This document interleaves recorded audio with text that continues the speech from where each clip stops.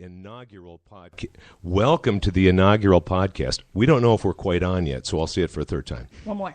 One more time? Yep. Welcome to the inaugural podcast of Foodie Friday on the Alive and Social Network. How about a round of applause in the Southside Studios for this first Foodie Friday show with some great friends from the community joining yours truly, Brian Turner. You can call me BT. And there's my daughter, Lydia, right over yonder. Hello, podcast world. Hello out there. Lydia could be an LT, but her mom has already scored on that moniker, spelt ELLE-TEE. So, Lyd, sorry, no LT action for you. Bummer indeed. However, collectively, much like your mother and I, we can be known as BLT. And we do, and I ain't kidding you, we make them all the time. It's a go-to. Everybody loves bacon, and we do at the Turner family, and everyone in the room seems to be in agreement. And in the room, Ellen Stanley. She's the executive director of the Minnesota Music Coalition. Ellen's also the leader of a group called Mother Banjo, so she's a musician, and also a broadcaster working at KFAI, the community radio station here in the Twin Cities. Hello, Ellen. Good to have you here. Brian McElrath is here. This might be a little self-aggrandizing, I think, given that my initials are BT. His initials are BT. Really? And on the inaugural show here, I've got a couple of BTs in the room. Brian's Chocolate Company has been in the Minneapolis area, St. Paul area for 19 years this year. Coming up on 20, Brian? It'll be 20 in 2017. Oh, so 18 years this year then, huh? So whatever the math is. I can't believe it. I'm a broadcaster, not a math major. But yeah, where does the time go, right? Amazing. Amazing amount of achievement for you as well in the food world. And we'll dig into what's going on here on this podcast day, the day before Valentine's Day. So, and also, is it bad luck to say we're doing the show on Friday the 13th? I mean, I didn't even realize. You know, are you at all superstitious in that regard? Stephanie Meyer, let's say hi to Stephanie Meyer as well. Stephanie Meyer, again, a woman of many talents, a food author, writer, blogger, photographer, and cookbook author. And you're not superstitious in that regard with the Friday the 13th vibe? I'm not superstitious, and I didn't realize, so I guess I'm good. I won't spill my water, I promise. I'm trying to remember the Greek word, not that I want to get into a Friday the 13th thing too much here, but triskaidekaphobia. Mm-hmm. I believe triskaidekaphobia. The Greeks like a lot of languages. So you got three different parts here. You got your triska, if I'm saying it right, I think so. Triska is like 13 or 3, and then deca would be the 10. Yeah. And then so you 3 and 10, and then phobia. I think that's about Sounds good. Yeah, I think maybe if we go to a Greek restaurant, we'll find that on the menu too. It sounds delicious. Can I have the baklava? I'll start with a triskaidekaphobia, please. Could you serve that under something so I don't have to look at it? Can we actually hold the deca for me? I don't want the deca. I'm trying to lose a little weight. Could I have a little less of the deca there? Well, with our Foodie Friday show, we're going to invite friends from the community, both in the food world, like Brian is and like Stephanie is, but also friends of the community that aren't necessarily consume food. We all eat food. We like food, and everybody has food stories. And sing songs to food. Ellen's a great example of that. In the Mother Banjo world, do you have any food songs? Think about it now. All the records you've made, all the performances you've done. Oh, no, actually, I do have a song about food, from my homeland of New Haven, Connecticut. I wrote a kind of love song and an ode to the city, talking about I'll meet you in the Elm City, which is the nickname for New Haven, even though there are no elm trees left, thanks to Dutch elm disease. Okay, I snickered a little bit. I thought you were about to say even though elms were never in the city, but no, because of the disease. Used to, okay, but all right. Anyway, not anymore, but... they do have a lot of great food, and of course pizza is the big thing in New Haven. And some people think that New York is the place for American pizza, but those who know that actually New Haven is the place. Yeah. Why is it because it's a college town, or what? I don't. Well, there is a huge Italian population, Okay. big Greek population, and both like pizza. Hold the deca, though. Yeah, hold the deca. But so there are two main places, and they're on Worcester Square in New Haven, and one is called Pepe's, and one is Sally's. And I think they were started actually by two brothers. And people are either Pepe's people or Sally's people. Okay. And when U.S. presidents come to town, they go to one or the other, and they have their photo ops. But one is, frankly, I probably couldn't tell you in a taste test which is which. But again, I was a Sally's person. My family are Sally's people. So in my song, I mention all these New Haven places. I'll meet you in the Elm City, and talking about going to different restaurants and parks. And I mention we'll go out for pizza at Worcester Square. Which place? I don't care. I don't care. Because I didn't want to choose sides. Right, exactly. Right. You were trying to open up, broaden the latitudes of your potential fandom. That's right. Across the pizza aisle. Food can be very political. So, although it's funny, after singing it, and I've only sung it in New Haven and New York when I knew there were people who would appreciate the references, and of course people would come up to me and they're like, "Oh, I'm glad you didn't mention, but we all know like Pepe's is the place." We all know. And I just was all I could do to not say no, it's Sally's. At the State of the Union address, none of the Pepe's people were applauding when the president was saying, or vice versa, none of the Sally's people, depending on who's in office at that time. Well, that's a cute story. I appreciate that. And do you make it back home often? I mean, do you get to enjoy? And by the way, being a Sally's person, do you ever cross the aisle and just for the sake of argument, all right, let's go check out Pepe's. I haven't been here for a while. I live in Minneapolis, St. Paul now. Well, usually, to be honest, unless I'm taking someone to pizza, there's always such a line at both places that you actually have your actual place you go. That might not be either Sally's or Pepe's. Okay. So Modern Pizza is the place that my family would go if we wanted like a good runner-up that you can get a table at.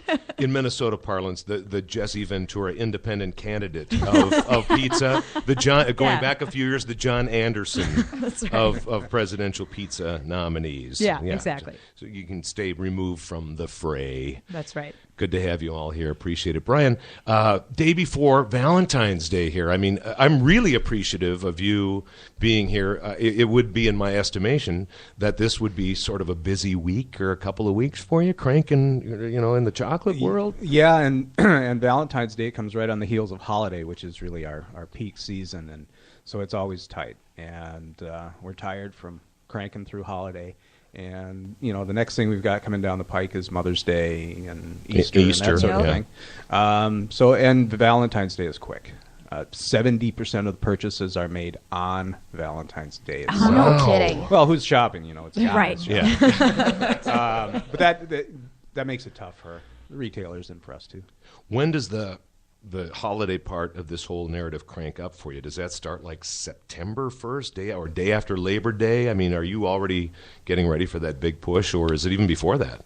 We're selling holiday 2015 now, and then the production starts generally towards the end of August, depending on what it is. Okay, yeah. And then that continues. A lot of it ships October, November. So it really is well in advance. I mean, obviously the sales cycle has to be well in advance of what's happening, but the buyers are already looking to put their orders in. Indeed. Are you in all 50 states now?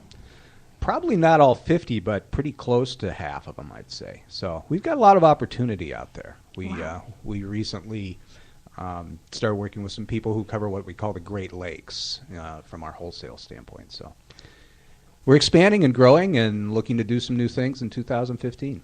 In terms of pre-order for chocolate, how much chocolate do you have to prep for the holiday season, especially Valentine's Day? Is that kind of where you see a peak, or is it more stocking stuff or Christmas stuff, or?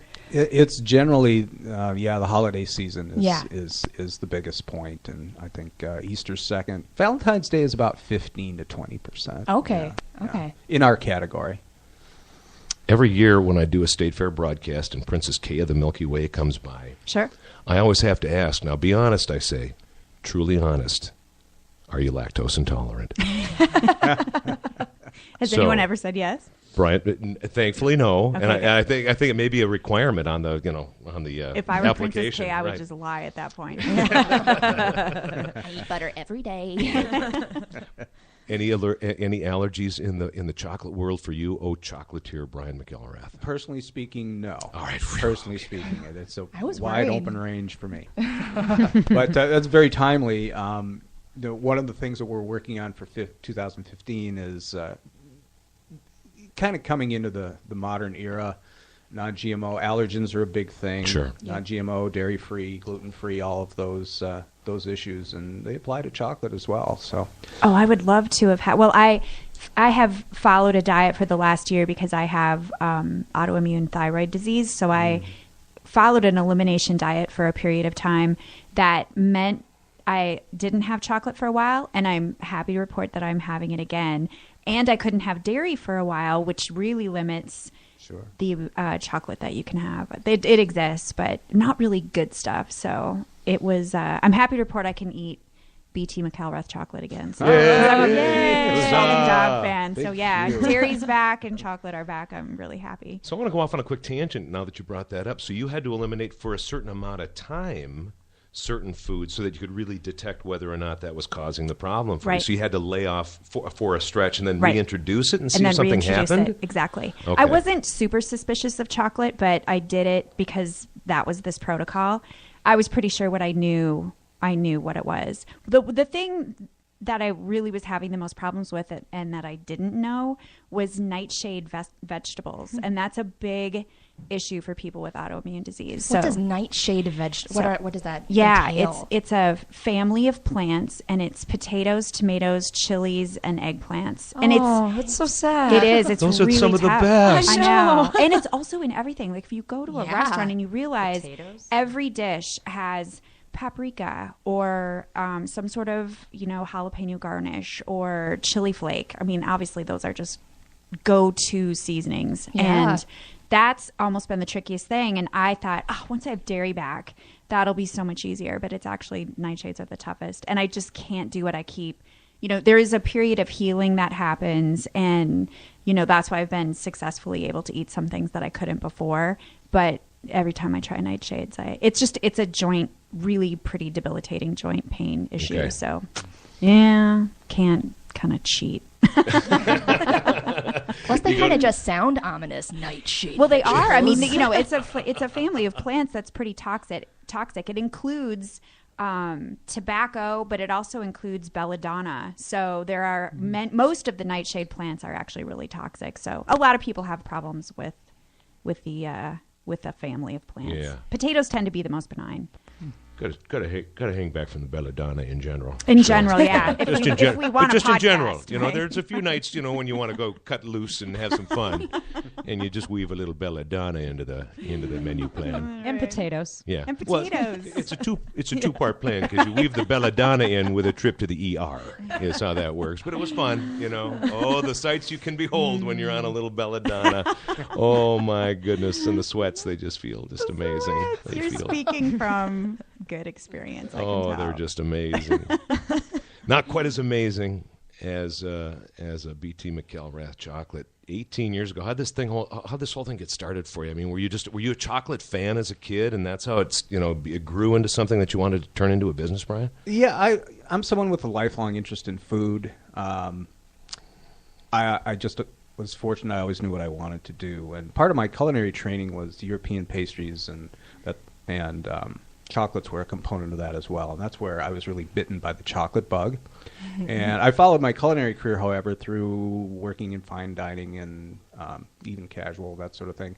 But I really wanted to specialize. As I got further into my culinary career, I wanted to focus on something. And in the mid to early or late 90s, chocolate was emerging as a specialty item. European styles were becoming more common. And the thing that interested me was the combinations of savory flavors with sweet, and that's where I was able to use my experience as a saucier in that rendering and extracting, infusing flavors from natural ingredients into the chocolate, and that's really where it all took off.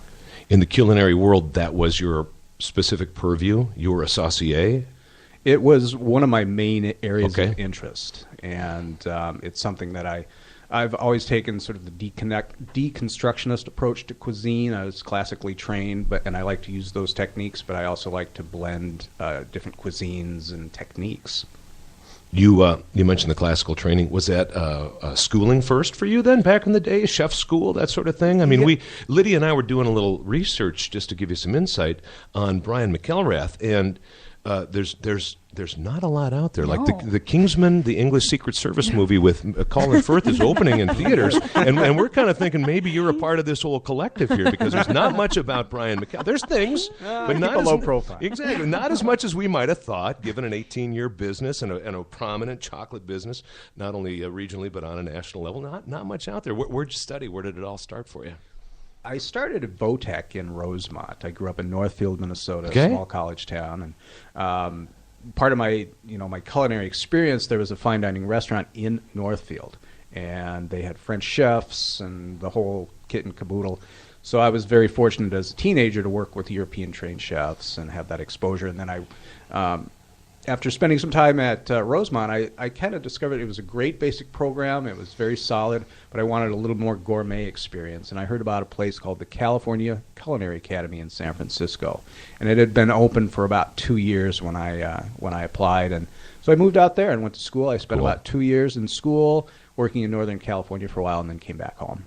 We find that story a lot in the food circles that I move in, and it's not like they're extensive, but Stephanie, I think you'd agree with that. You hear a lot of Votech training happens for chefs on the front end, where they go to a Rosemont Votech or a Hennepin Votech or Ramsey County Votech. Definitely. And guys and women who, someone just because they're not really sure what they want to do. So I talked to several chefs who were like, I guess I'll go to culinary school because I like food. And then, of course, discover a passion and have a knack for it, and then go. Yeah. Lyd and I were having lunch today at Darby's, one of the pubs that's near the Ford Center building where the radio station is, where I work at Go 96.3. And Lyd, you were mentioning something about learning from what you were able to discern, albeit the limited amount that's out there about Brian McElrath. It's all a lie. But the whole chef-driven and pastry-driven aspect. Yeah, I was just curious about that. Just in your background, in your education with that, you have on the website that it's very pastry-driven chocolates and that it's chef-driven chocolates. Mm-hmm. What does that mean for you? Well, the first question I get right away is, were you a pastry chef? Which technically I was not, but that was something that I had a lot of expertise with. And for example, I had a job as a sous chef at a country club, and they tapped into that. So I was able to use those talents and make fresh desserts and pastries for the club. So, it worked quite well. My culinary training, it's a universal thing. If you love food, you're going to love food. Yeah. And again, wanting to specialize and being able to cross the line, so to speak, to cross the pastry aisle between the cold side and the hot side that's kind of the aisle in the kitchen sometimes. Sure. So it's fun. And manufacturing also is a little different than the retail world of restaurants, which is, I always say, my former life, we ran the Indy 500 every night. Right now we're hauling freight, so it takes takes a couple miles to get things up to speed, and then we crank along and we go steady. But when things go wrong, and they certainly can go wrong just as fast as at the Indy. So especially with chocolate, if something goes wrong with a batch, you can't really salvage that one. Yeah, he's breaking out into sweats right now just thinking about it. He has a little thing called pre-crystallization, also known as tempering, and that's again using a temperature curve to get the chocolate to shine, give it a nice gloss, to harden, high melt point, good snap, all of those things. Not have that little frosting on top, the blossoming, the blooming. The blooming, yeah. You can't have that happen. Yeah, and there's a whole plethora of evil little things that you create into the mix. But you did have a long sigh there when you were getting into the chemistry. It was just almost lurched from the Addams Family like. Peter Macaroni's your partner now. Yeah, he's got that chef background with the sample room, and then at the King's Wine Bar for quite a stretch. And what from that chef perspective, Peter must bring, like you with your culinary background, sort of a different spin and some of those skill sets and ways of thinking into what happens in the chocolate making process.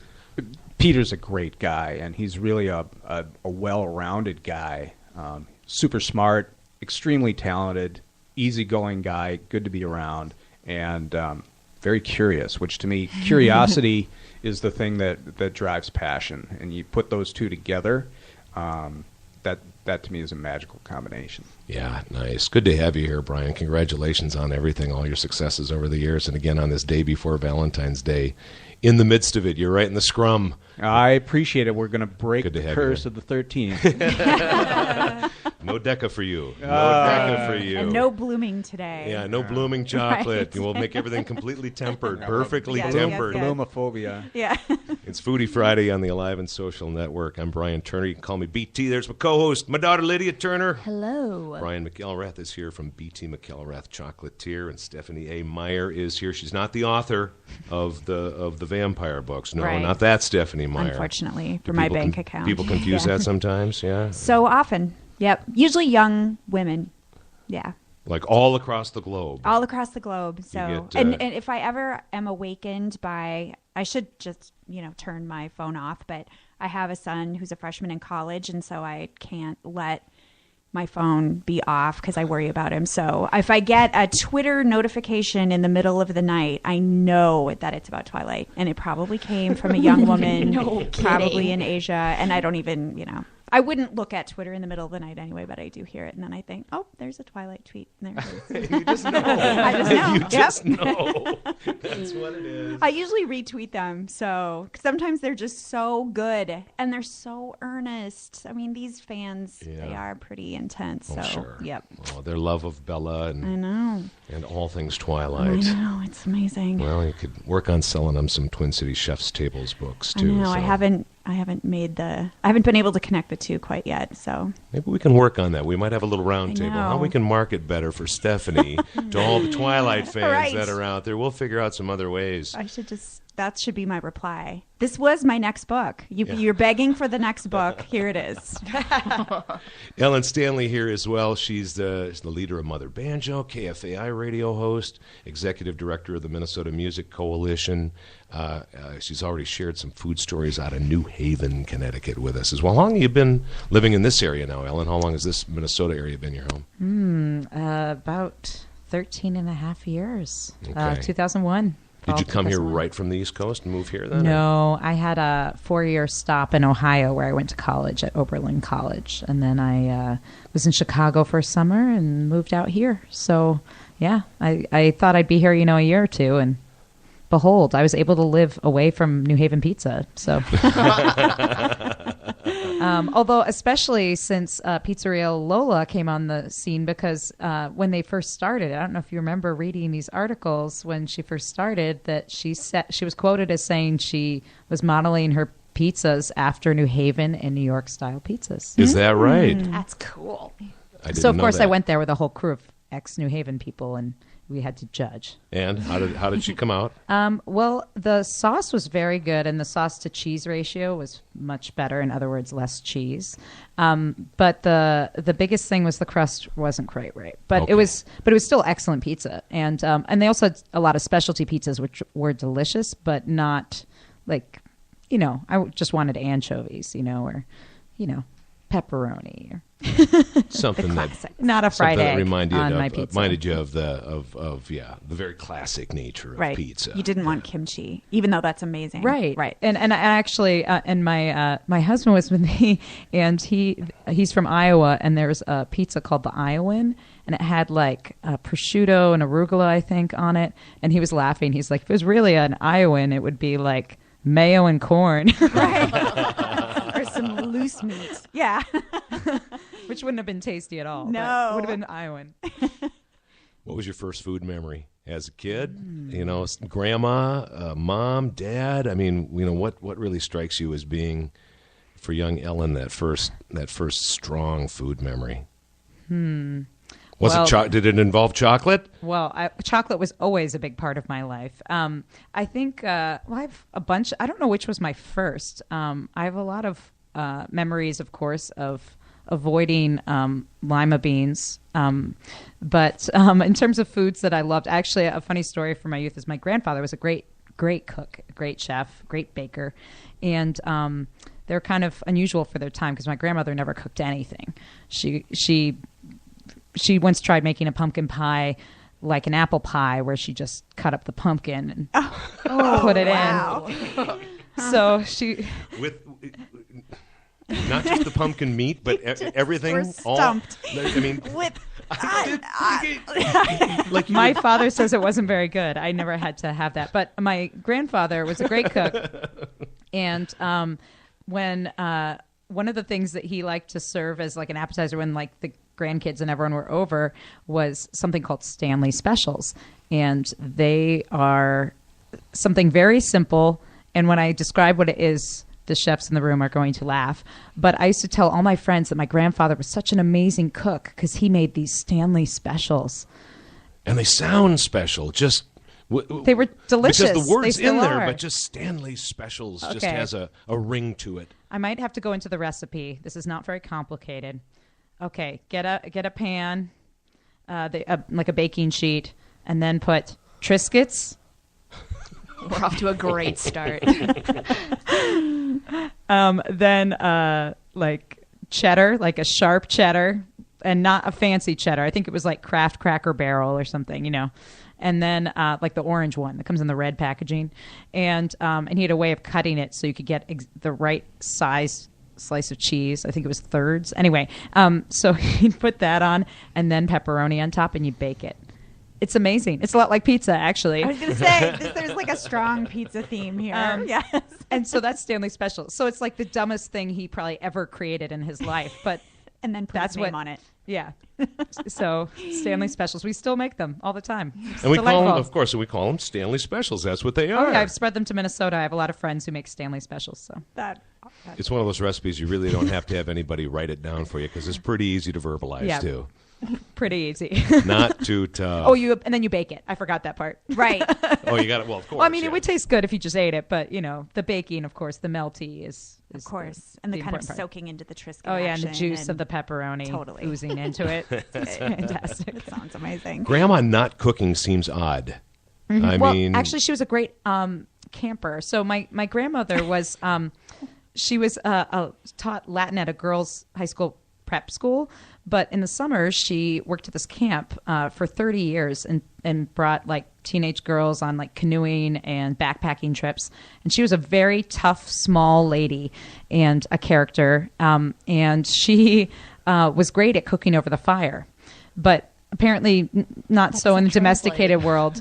So, I mean, I guess she would cook a little bit because my grandfather traveled for work, but it was very like heating stuff up, right? Kind of cooking, like can of soup. Kind of cooking. So, because she could maybe she did it over a fire even at home. I don't know. That'd be really badass. It's the only way I know how to do it. Yes. Ellen, could you bring Grandma some more logs? No doubt. It's time for dinner. We got to get rocking and rolling. Well, I'm really proud to serve with you on the board of the Minnesota Music Coalition. But from an outsider's perspective, I know my co-host Lydia Turner has some questions about MMC so that she can be the outsider's advocate looking in here on Foodie Friday. Yeah, the website says a lot about how it's a resource for independent musicians in the Minnesota area, and there's a whole great listing of it. But kind of how did that organization start? Were you a part of that inception, or did you kind of jump into it, or what? How did that work? Well, I was not part of the inception, but I thankfully am part of it now and get to help build it, which is a total thrill. But a lot of committed musicians and music supporters from the community basically got together and said, and many of whom had worked with other organizations that had done similar kinds of work, like Demo and the old Minnesota Music Academy that used to put on the Minnesota Music Awards and such. So a lot of the same sort of people and stakeholders got together and said, we need an organization to really help there's these wonderful independent musicians, rock bands and singer-songwriters and hip-hop artists who have no support, and they're doing it all on their own. And they don't have like the professional training, the business backgrounds, because they're musicians, even if they went to music school, the chances are they probably didn't get that business training that you need, especially now that fewer people are on labels or have managers.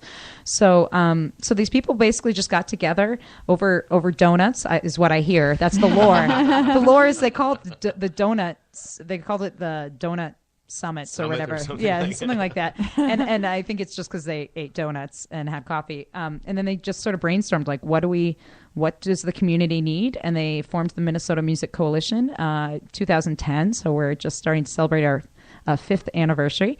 And then they kind of grew it organically. And then I came on board in spring of 2013. But I had gotten involved with the MMC before that as a guest panelist. At the time, I worked for Red House Records, and I was talking about publicity on a panel somewhere on a couple stops of the Caravan du Nord, which is our statewide tour of Greater Minnesota. So bringing industry professionals and artists to smaller towns. And so I was really impressed with what they were doing and really excited by the work. And then when they got a grant to fund the first executive director position, I threw my hat in the ring because I was very excited about helping musicians. Because as a musician, I know we're difficult and don't have a lot of skills. So we need the MMC bad. All the help they can get. That's right. There's a real narrative between, and I think, Brian, you'll probably speak to this as someone who back in the day was a young person in the food world, that I think there's a lot of similarity between musicians that are trying to make a mark and get started and get rocking and rolling, if you will, and people in the food world, too. I mean, there's a lot of similarities there, wouldn't you say?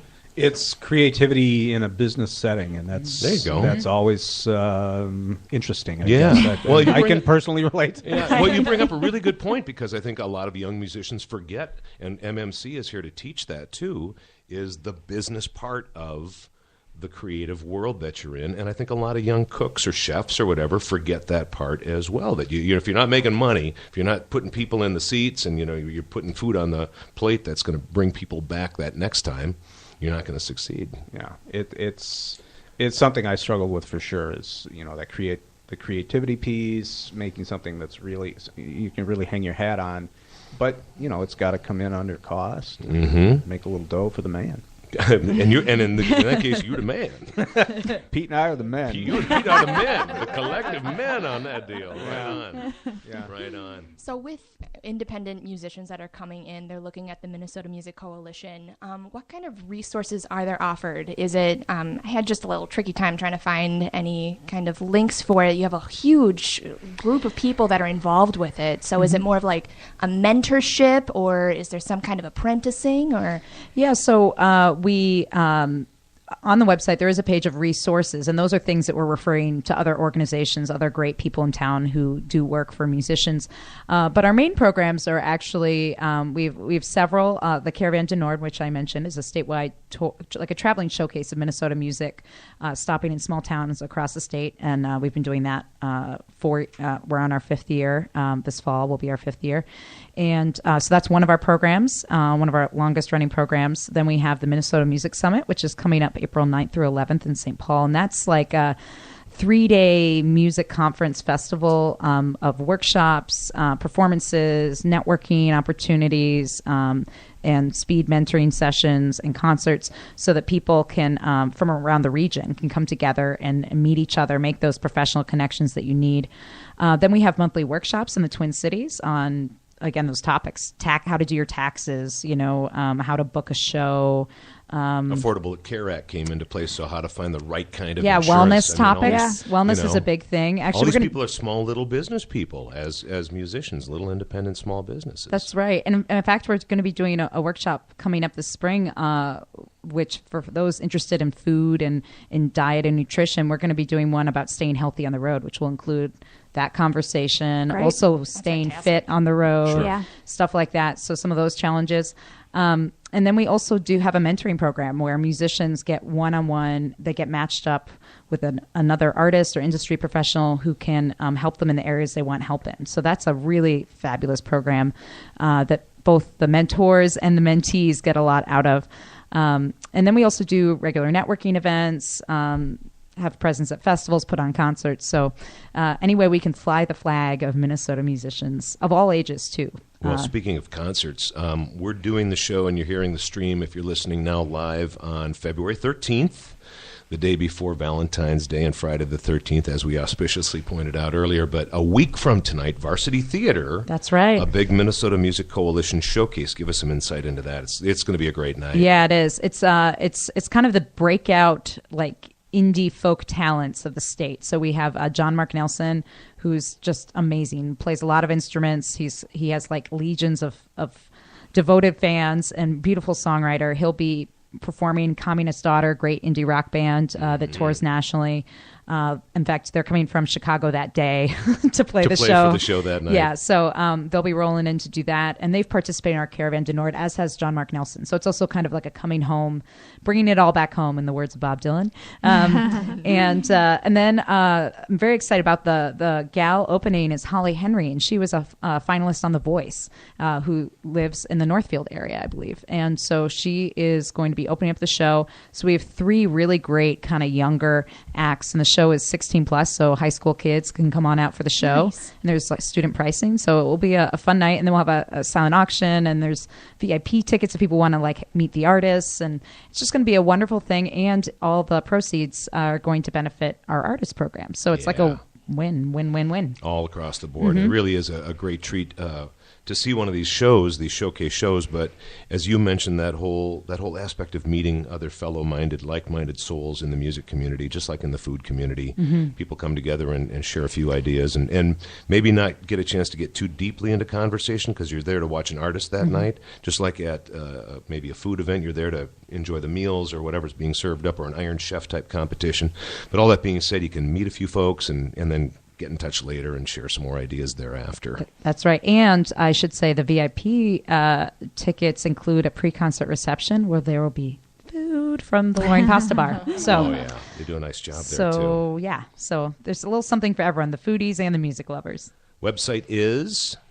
mnmusiccoalition.org. Did you bring a recipe to share with us, too? Did you bring anything like that? I gave you the Stanley Special. So we got the Stanley recipe. Special. Wow. I didn't know if that was because Ellen said, what can I bring? And she did list off a few things like, should I bring my banjo? Should I bring some booze? And he said no to the banjo. I actually didn't say no to the banjo. I just didn't say yes to it. I think there's a difference there. But I said if you would bring a recipe to share, and I didn't know if that was a bonus recipe with Stanley Specials. Like I actually didn't come prepared with a recipe. No, you did. No, I'm going with the Stanley Specials. I'm fine with that. I like the Stanley Specials. The Stanley Specials are you had favorite. Me at Triscuit. Do you want another Stanley? Well, actually, the funny thing is I'm sharing probably like the least gourmet of, and I ate actually very well as a child, but of course I'm sharing the things that I liked as a kid, which is different than what I like now. Like tuna glop was another favorite when I was a little. You can keep that one to yourself. That name, that's such a name. Yeah, glop for short. We'll stick with Stanley Specials. It's got an onomatopoeia to it. Yeah, it does though. It has a certain. It is as it sounds. It is. It's basically like a tuna casserole, but just on rice, like a hot. It's like the tuna a la king kind of vibe. It's not bad. It was very good. Okay. It's very tasty. Yeah. But I have a question for this BT, the chocolatier BT, which is he had mentioned that he has a European pastry chef background, and I have a burning question as someone who grew up where there was a lot of Italian bakeries, and although there's many great Italian restaurants in town, there are not really Italian bakeries. So, can you find the best cannoli in the Twin Cities? Broders. Broders, yes. I love Broders. Broders is a great. Yeah. No, don't even need to think about it. Don't go anywhere else. I'm going there right after this, actually. And they're not too far. I am too. I'm going to get some. We're all going to get cannoli. Sugobetti and the Southside studios here for the Alive and Social Network are just around the corner from Pat's Tap. And that's really nice to have walking distance to a fine pub like that, I might add. But Ola Arepa's right in the neighborhood. It's really a nice location for the Alive and Social group that it's, 10 blocks away from the whole Eat Street neighborhood? Definitely. I mean, it's just a not vibrant... far from Corner Table. Exactly. So a vibrant neighborhood in its own right here, right around 35th and Nicollet. But yeah, not too far from Broders and, like you said, Corner Table and the Kingfield neighborhood where your partner Peter used to do his business there at the King's Wine Bar. So good location here to get together and gather and talk about food on Foodie Friday here on the Alive and Social Network. I wanted to bring up one topic of conversation before we segue into chatting with Stephanie Meyer about her cookbook and her background. Travail, the guys in Robbinsdale, my hometown of Robbinsdale, Minnesota, have had this conundrum since they opened their doors, and it's a good problem to have.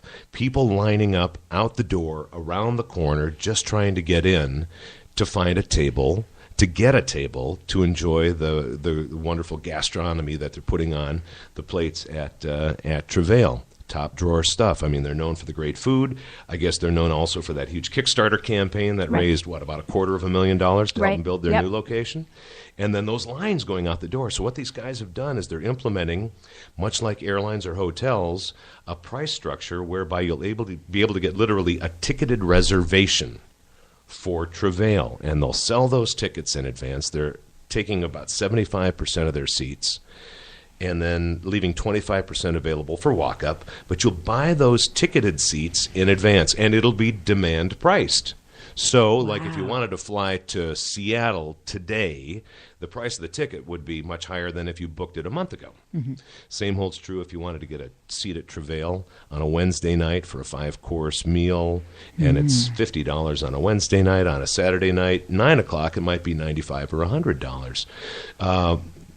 How does that strike you, Stephanie, first off? I mean, does that seem like a pretty good idea, good plan? Does it seem like, for those guys, a wise thing to do? I think it's a great idea. I think it's a great test. It's really innovative. It's sort of like the Uber of restaurants in a way. Uber's another way to compare it, yeah. They're obviously really innovative guys, and the reservation system that other restaurants employ has drawbacks, like when people don't show up and they don't let people know.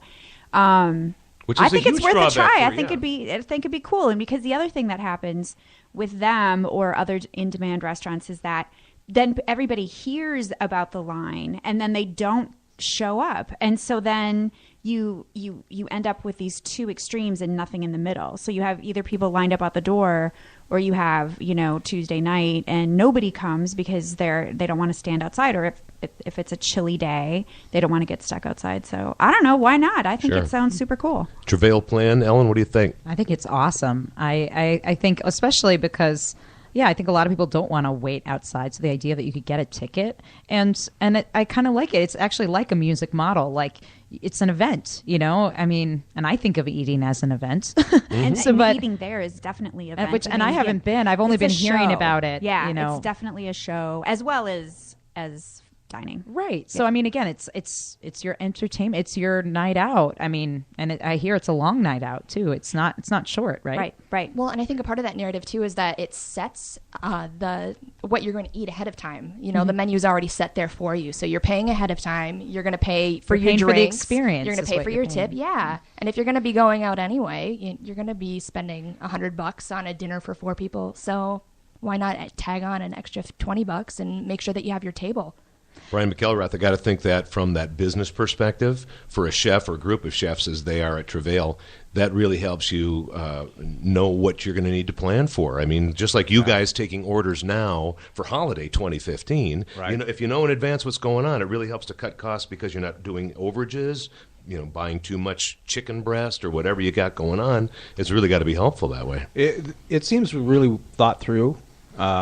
It seems like a really good plan to accommodate, there again, you've got some room for walk-ins, but then I'm one of those people where I need things to be a little bit more predictable in terms of waiting outside. Mm-hmm. Got an 8-year-old. Not like I'm taking my 8-year-old to Travail, but... although Guillermo would probably dig it, wouldn't he? Absolutely. Yeah. But, attention span and all. And I'm kind of the same. So that sounds really good. I would take advantage of that. And, kind of the correlation I would see is pre-booking. So the further out you place your order, the greater discount we would offer. Yeah. Mm-hmm. And as it comes down to the wire, there again, it's, the week before a holiday and you want something, well, maybe that'll work, maybe not. I'm going to get my smartphone out now and start making my... It's February here. Yeah, they're doing March... ticketed reservations starting this Wednesday, the 18th. So I have to wait till Wednesday. And then they're going to do April, May, and June as we get into the month of March, as I recall. And just go to their website, and I think squared away that way. So, yeah, I'll tell you what, like I said, as a native, Robbinsdale native, never would I have imagined, back in the day when Robbinsdale was hardware store, tavern, meat market, tavern, dry cleaners, tavern, Tavern. And you. And then the little Brian Tudor, can I get some penny candy at the Ben Franklin? You got to walk past 3 taverns, kid. But yeah, the penny candy's right there. To have Robbinsdale, Minnesota be, known this culinary as this real culinary stop Yeah. because of the Travail Boys and their Pig Ate My Pizza, which is where their original location is. And Nonna Rosa is a really nice Italian restaurant there, and I'm sure others are going to be happening and coming along the way. So props to the Travail guys, and good luck on the ticketed reservation thing.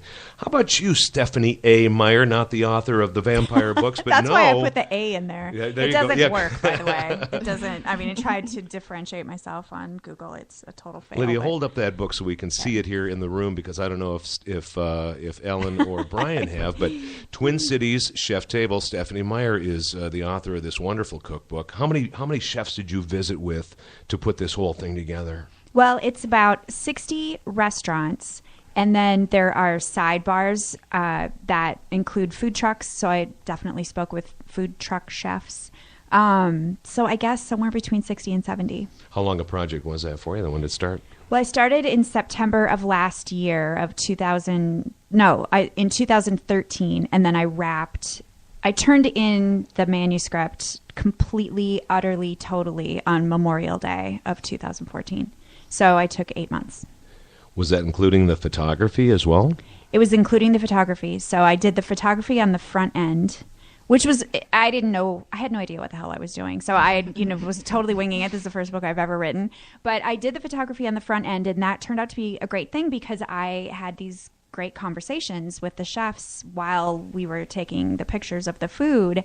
And then that really helped me write it when I sat down to write an introduction for every restaurant. The question that I had just paging through, like all the pictures are beautiful. Thank there are you. all of these great restaurants that I adore, absolutely. But how did you get all of these chefs to just offer up these recipes? Like there's one of these Victory 44 recipes or Riders on Horseback, which is one of my absolute Devils on horseback. Thank you. Devils on horseback, right. So how did people love sharing their recipes anyway. Like I love cooking for people, and someone says, I need to have this, I need to know how to make this. And so I think people generally like to share their recipes, but especially with these kinds of chefs at this caliber of a restaurant, was there any difficulty in trying to wait a minute. list that? We're not. This is no Stanley special here. I just want to point that out. Well, it was a great process. I feel very lucky. I had worked with a lot of these chefs before because I have written for Minnesota Monthly for years, and I had done a video and a little video series and had a column that was called Cook Like, where I shared chef recipes. And even though I'm not a dining critic and I haven't written restaurant review, on my website Fresh Tart I write recipes, and over the years I'd shared a lot of chefs' recipes. And so maybe there was enough trust that I had a clue of what I was doing, and then and just some lots of friends, a lot of them are just really good friends. So that was part of it too. And then I think as I went along, I posted pictures of the photo shoots that I was doing on Instagram, and I would notice that after I put out there that I spent the day with Doug Flicker, which, all the chefs really admire him because he's an incredible chef and he does beautiful work, and then I would get a couple of emails saying, yeah, I'm in, it got some momentum. That helped too. So, cool. But everyone was very generous, because the other thing that I think helped is that I did not ask them, to make their recipes. The chefs all plated that food, and I took the pictures in the restaurant. So it wasn't me making their recipes. It really gave them a chance to share their work as well as the recipe. Well, I want to echo what Lydia was saying, and again, we're in an audio medium here, so I'll encourage folks to, do you have a website people can visit to look at some of the pictures that you put in here? Just to interject that real quick. Well, so on my website, Fresh Tart, I've already shared probably like 6 of the recipes. Yeah, and so a lot of pictures there. A lot of pictures are there, and then on my Instagram account, I've shared a lot of the pictures as I went along. So we'll encourage our Foodie Friday listeners here to do that, because I bring it up in the context of food photography. That is not an easy thing to do. Where did that skill set come for you? I mean, really, taking pictures of food and making it look good on film, so to speak, digital or otherwise, but we'll just call it film, lighting it, getting the right angle, keeping the food in a fresh-looking way, while you're shooting. Right. It's not an easy task to keep that appetizing look, that enticing and alluring look in place. Where did this happen for you? Because you've really got it down. That's really nice. Thank you very much. You're welcome. I mean, you deserve the props. That's so cool. Well, it's really fun to be able to talk about it.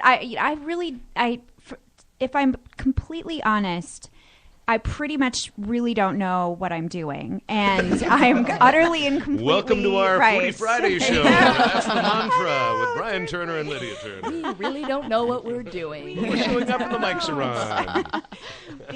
I really have taught myself just trying to take better pictures for my own recipes. Okay.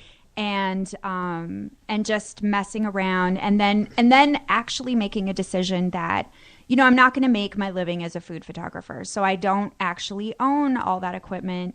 All of that food I took with natural light near a window, and the goal was to work as quickly as possible so that they, and there's different types of food photography, obviously. There's, the editorial work that goes into magazines. That is, that's a very specific style, and it's, less fake than packaged food photography, which is, for commercial work, super fake, super painted on with glue and all that kind of stuff. And so, and that's a different world also. And so the food blog and I would think of this book really as an extension of my blog in terms of the way I wrote it, and then the way that, I took these photos, which was that food is completely real. I didn't spray anything on it. I didn't even bring tweezers with me. I totally let the chefs plate the food and then just took pictures in natural light. So it's very organic. Well, let's make sure that we make it clear that it's not just a picture book. It's filled with some great, outstanding writing as well. Was it really fun did you sit down and chat with these chefs and get to know them a little better? I did. As you got into the narrative part of what you're writing about them and their recipes and what have you? Absolutely. And then I emailed really similar questions to all of them because I really just wanted it to help me reveal a theme or themes that represented the Twin Cities food community, because that's the goal. This book is part of a series. There's a Chef's Table series that this publisher has probably been working for the last decade. And so their other major metropolitan areas, came before the Twin Cities. And then, they're based in Connecticut, so they had this idea of what the Twin Cities food scene was.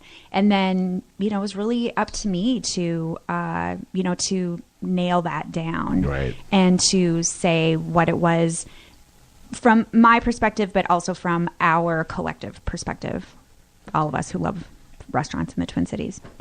I think that I can speak on behalf of all of us in the room. And let's get a little age difference thing going on, because Lyd, you're 25 this year. You're a baby. And here's the baby in the room. We don't have to reveal other ages. I'll just put myself on the top end. I'm 30 years Lydia's senior. I'm her daddy. What I'm getting at, though, is when I was 25, the food choices in the Twin Cities, not just the fine dining choices, we could go into that as a separate subject, which was like Charlie's Cafe Exceptional, maybe Murray's, a handful of others, of course. Horse. What's that, Brian? The Blue Horse. The Blue Horse, Oh, exactly. gosh, Forgot that was a about good that soft place. shell crab action at the Blue Horse. And a handful Back of in the others. day, Yeah, yeah. exactly, and a handful of others. And that was about it on fine dining. And then just from choices, whether it was Mexican food, Italian food, again, not the greatest. I mean, not to call some of these places poor, but just we didn't have as much. And the wealth of and the cross-section of food that we have now in the Twin Cities, as your book says, extraordinary recipes from Twin Cities Chef's Table, the city of lakes to the capital city. So Minneapolis, St. Paul, and the surrounding communities. I gotta think you're astounded when you looked at the cross-section and you were putting this book together? Oh, it was really difficult because I had I was limited. It's not a huge book. And so I was really limited in the number of places that I could choose. So, and I made a list off the top of my head that was much bigger than that final list. And so then it got down to the mission that the publisher had, which was that that they were chef-driven restaurants, which meant that some of the restaurants that I would consider kind of Twin Cities classics, that's not what the book was supposed to be about.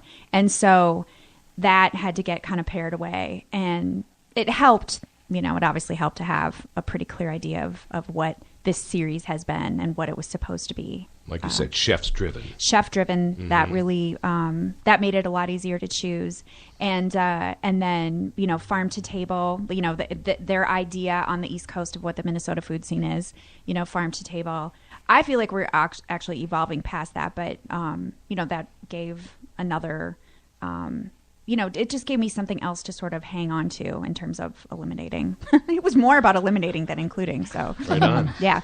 So you've got one under your belt. I've got one in my belt. Are you already thinking and formulating about what the next one might be? I mean, first off, I should ask, was this a fun experience for you? Was putting this together a joyful... I mean, I'm sure there were frustrations. There were, moments of, what did I get into? I mean, any kind of project like this would have to have all the emotions, and you'd run the gamut with all the emotions. But with that being said, you get to the other side of it, and hopefully you get to say it was great. I want to do another one. Are you in that, headspace or not? Or I'm definitely in that headspace. What I'm thinking about would be really different than this book. This was an amazing experience. I learned a ton doing that, and I really loved parts of it. And then, parts of it were really difficult. Like this time last year was not super fun. Just, winter and lots of time by myself, which I'm not. I'm kind of an extroverted person. So kind of a social person. Yeah, it was a little difficult to rein all that in and I kept really bizarre hours. I started getting more productive, between 11 p.m. and 3 a.m., which are not the hours I normally keep. But, I just I turned into a college student is basically what happened. I mean, all of a sudden I was like, the ramen came out. The ramen came, seriously. I just She's like, I know I'm a foodie, but really, the ramen. It was really. Stanley Specials. That's another alternative. Specials, totally. Hot chocolate coming out of a packet. Just put the hot water in. But I couldn't even do that because what my next book would be, which was also happening at the same time, a year ago, I started having this basically flare of my autoimmune disease. I was going to ask about that, how that affected this. It was the stress of this. I was going through a divorce at the same time. It was just a really stressful time. And of course, stress, just is a health breaker. So even though I'm pretty conscientious about my health and what I eat and whatever. It really took me down. So I started this autoimmune protocol in February. It's been exactly a year. But it's been amazing. I've met absolutely incredible people around the Twin Cities and around the country, and it's given me actually a really big boost in terms of my cooking and creativity, and because it helps people feel better. I mean, it's one thing to feed people and make them happy because it's delicious, and it's a completely other thing to feed people, make them happy because it's delicious, and it helps them heal. There's a purpose for the cooking. It's big. It's bigger, and it's changed everything. And so the recipes on my website were already pretty health focused anyway, and have been for years. But this has just taken it to a new level, and it's opened up new doors for me. I'm calling it culinary coaching, but I'm helping people cook healthier food and shop for healthier food and decide what to do with it. And I've had lots of people ask to write a cookbook related to that. And so I'm thinking about that, and I'm talking about it. I've, kind of mapped out a proposal. The cool thing about this book is that it got me an agent, because I had a book deal basically handed to me. So I didn't have to write a proposal and shop it around and do that whole thing. So I have an agent, and she's really tough. And so every idea I send her, she's like, no.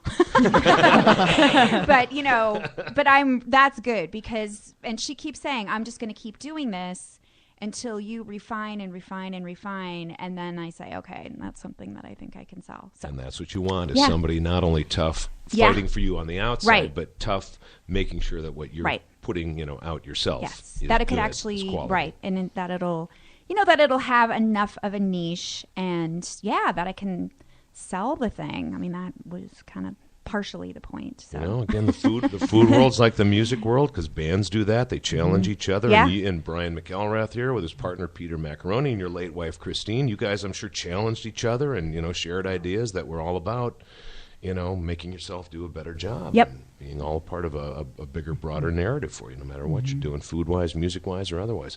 Stephanie, congratulations. Extraordinary Recipes from Twin Cities Chef's Table, The City of Lakes to the Capital City. Outstanding book. Good work, my friend. Thank you so much. Thank you for joining in on this inaugural. Check that out. Foodie Friday. Ellen Stanley, thank you so much for joining in. Thank you, and you're welcome for that Stanley Specials recipe. We're all in gratitude. Of course, I haven't you. said anything about the actual food I enjoy now, but that's okay. That's for another podcast. Come back and join us on another podcast. You're always welcome here on Foodie Friday. Next time, you'll bring the booze and the banjo. Oh, yeah. They go hand in hand. And by the way, literally. You have the banjo in one hand and the booze in the other hand. I want to see this. Actually, you used to have Mother Banjo flasks that I used to sell. Oh, my God. Oh, you are seriously perpetuating some stereotypes I know. right now. And you know exactly that's what you're doing. Can folks find out more about your group, too, through a different website? Where do they go for that? They go motherbanjo.com. Actually, you can just Google Mother Banjo. And you'll find it. Because you're the only one out there, I sister. am. I don't have any tribute mother. bands. Yeah. There's no Mother A banjo. No, there's no Mother. Tweets in the middle of the night from There the you go. Japanese banjo And they sing fans. vampire songs. The It's young very Japanese weird. banjo girls out there that just can't get enough. I know what that is. Actually, banjos are huge in Japan. Bluegrass is huge in Japan. It is, isn't it? That's cool as hell. I can't even imagine. That's great. It was jazz for a while, but now it's bluegrass. right. And you can also find my band playing at a variety of bars and restaurants around the Twin Cities, and we pretty much go to the places that have the best food. So that's what our band does. We Perfect. Smart band. I think Hell's Kitchen is next. That's written into your master plan, the Mother Banjo But master Travail, plan. I don't think is having any banjo players, sadly. Bummer. Oh well. I think you should do a little outreach and see if that could be a part of the Travail.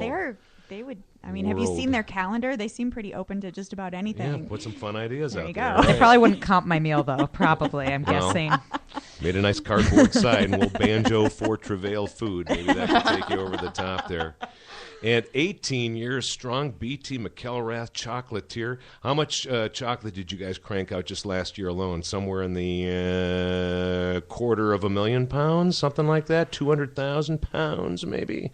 I know that we purchased close to 80,000 pounds of chocolate. Wow. 80,000. And then you add more stuff in there, like that creamy butter and that sea salt. Butter, and toffee for the salty dog. man. and Love the My salty favorite, dog. by the way. That is Oh, my yeah. favorite. So, yeah. All right, keep cranking. Local Hope Creamery butter. And Yeah.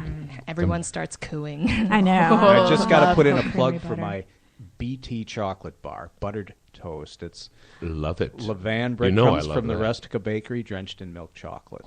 Oh my goodness. Oh. We all got a little drool going on. I know. We'll have to- Everybody just. Yeah. Everybody's jaw just Good, dropped. good thing there are Which is sponge not shields good. on the microphones at this point.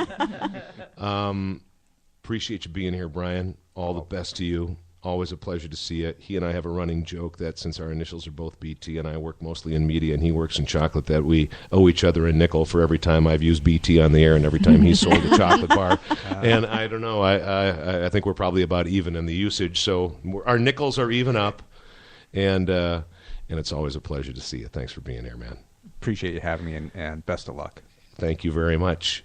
Next week, we're going to focus a little bit on the Warehouse District and the North Loop neighborhood. So the Warehouse District's always had a pretty good vibe going on. And as if it wasn't self-serving enough to have a fellow BT join in on the inaugural Foodie Friday show with BT and my daughter Lydia Turner, Brian Turner, the executive chef at the Loon Cafe, the legendary Loon Are you Cafe. kidding? That's So his name. funny. And we've known each other for 30 years. Yes, indeed.